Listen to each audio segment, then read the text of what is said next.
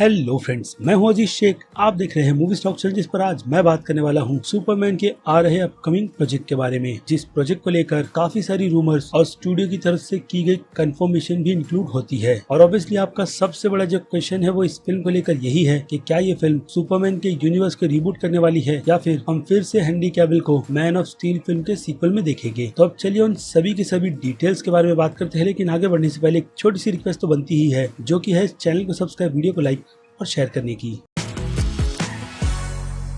So friends, तो आज से कुछ महीने पहले मैंने आपको एक न्यूज दी थी, जो न्यूज हेनरी कैविल के सुपरमैन से रिलेटेड थी कि हम हेनरी कैविल के वर्जन के सुपरमैन को डीसी के यूनिवर्स की बाकी दूसरी फिल्मों में देखने वाले हैं, लेकिन वो रोल उतना भी ज्यादा बड़ा नहीं होगा। यानी कि ये कैमियो है जिसकी डील फिलहाल तो स्टूडियो के साथ में हेनरी कैविल की गई है। और उस कोर्ट में ये भी कहा गया था कि ये deal man of steel film के कॉन्ट्रैक्ट के चलते की गई थी। यानी कि मैन ऑफ स्टील फिल्म के बाद उस फिल्म का सीक्वल भी आना था, लेकिन पता नहीं स्टूडियो को क्या सूझी कि उन्होंने इतनी अच्छी जबरदस्त फिल्म का सीक्वल कभी बनाया ही नहीं। और फैंस आज भी उस फिल्म के सीक्वल का बहुत ही बेसब्री से वेट कर रहे हैं, जो अभी इस रिपोर्ट के अकॉर्डिंग कहीं ना कहीं खतरे में तो लग ही रहा है, क्योंकि रिपोर्ट्स की डिटेल ही यही कहती है। लेकिन दूसरी जो उम्मीद है वो ये भी है कि डीसी के यूनिवर्स को रिबूट भी किया जा रहा है और मल्टीवर्स के कॉन्सेप्ट को इंक्लूड भी, जिसकी शुरुआत फ्लैश फिल्म से हो रही है। ऐसे में अगर हम मल्टीवर्स के ही कॉन्सेप्ट में दूसरे सुपरमैन को भी देखेंगे तो भी उससे कोई फर्क नहीं पड़ेगा, ठीक बैटमैन की तरह। लेकिन हेनरी कैविल को ही डीसी के यूनिवर्स का मेन सुपर हीरो रहना चाहिए, ये डिमांड्स फैंस की भी है और ऑब्वियसली उनमें मैं भी आता हूँ। वेल, तो ये बात हो गई हेनरी कैविल के कैमियो को लेकर, जिसकी अपडेट कई महीने पहले निकल कर आई थी। लेकिन अब जो अपडेट निकल कर आई है उस अपडेट के साथ में राइटर को अटैच कर दिया गया है, जिनका नाम है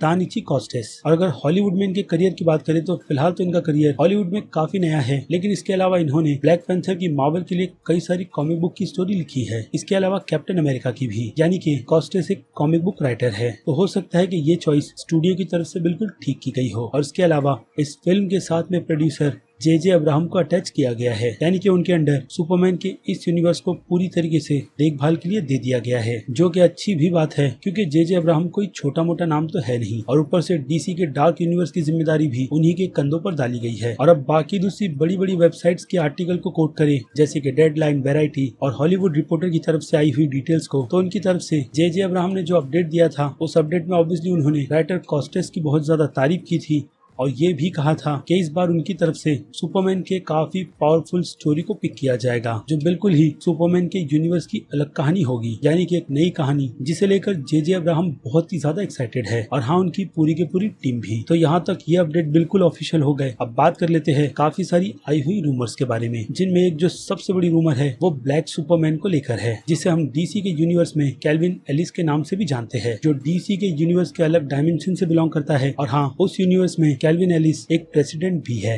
जिसके फिल्म के प्रोजेक्ट के अपडेट को साल 2019 में कोट किया गया था, तब जब माइकल बी जॉर्डन की मीटिंग वार्नर ब्रदर्स स्टूडियो में सेट की गई थी। तो उस टाइम पर काफी सारे स्टूडियोज ने इस ब्लैक सुपरमैन की डिटेल्स को रिवील किया था, लेकिन वो साल 2019 था और ये साल 2021। और इस बार हॉलीवुड रिपोर्टर्स से लेकर वैरायटी और डेडलाइन वालों के कोट ये है कि इस बार फिर से इसी प्रोजेक्ट पर जे अब्राहम और कॉस्टेस को हायर किया गया है कि वो एक अलग ही सुपरमैन की स्टोरी को लोगों के सामने प्रेजेंट करने का काम करे। और अगेन उनके सोर्सेज के अकॉर्डिंग इसमें ब्लैक सुपरमैन के अलावा माइकल बी जॉर्डन को भी कहीं ना कहीं इंक्लूड किया जाएगा। और इसके अलावा ग्रेस रैंडोल्फ की रिपोर्ट पर आए तो उनके सोर्स के अकॉर्डिंग उनका दावा ये भी है कि मिशन इम्पॉसिबल के सीरीज के डायरेक्टर क्रिस्टोफर मैकिन भी सुपरमैन के प्रोजेक्ट में बहुत ज्यादा इंटरेस्टेड है, वो भी हेनरी कैविल के वर्जन के साथ। अब बाकी ग्रीन लैंटर्न की डिटेल तो निकल कर आई ही थी उन्हें और टॉम क्रूज को लेकर, और अगेन उस अपडेट को भी काफी ज्यादा टाइम हो गया है। तो ग्रेस का यहाँ पर ये दावा है कि क्रिस्टोफर के उस प्रोजेक्ट को वार्नर ब्रदर्स स्टूडियो की तरफ से ग्रीन लाइट बिल्कुल भी नहीं दी थी, क्योंकि अगेन ग्रेस के according Warner brothers studio Henry Cavill के साथ फिर से काम नहीं करना चाहता। अब पता नहीं ग्रेस की इन बातों में कितना ज्यादा दम है, लेकिन उन्होंने इस बात की कंफर्मेशन की है और उन्हें भी सुनना चाहिए, जिनमें उनकी काफी सारी अपडेट सच तो निकल कर आती ही है, और हाँ, कई सारी कंफर्मेशन को स्टूडियो की तरफ से डिबंग भी किया जाता है। लेकिन अब तक इस अपडेट को लेकर स्टूडियो की तरफ से तो कोई भी कंफर्मेशन नहीं की गई है, इसीलिए सारी की सारी बड़ी वेबसाइट्स अपने सोर्सेज को लगाकर ब्लैक सुपरमैन के ही प्रोजेक्ट को उनकी तरफ से ग्रीन लाइट दे रही है कि ये प्रोजेक्ट ब्लैक सुपरमैन का ही होने वाला है, हेनरी कैविल का नहीं। वेल, तो ये थी वो सारी की सारी डिटेल्स सुपरमैन के प्रोजेक्ट से रिलेटेड, जिसके बारे में मुझे आपने कमेंट कर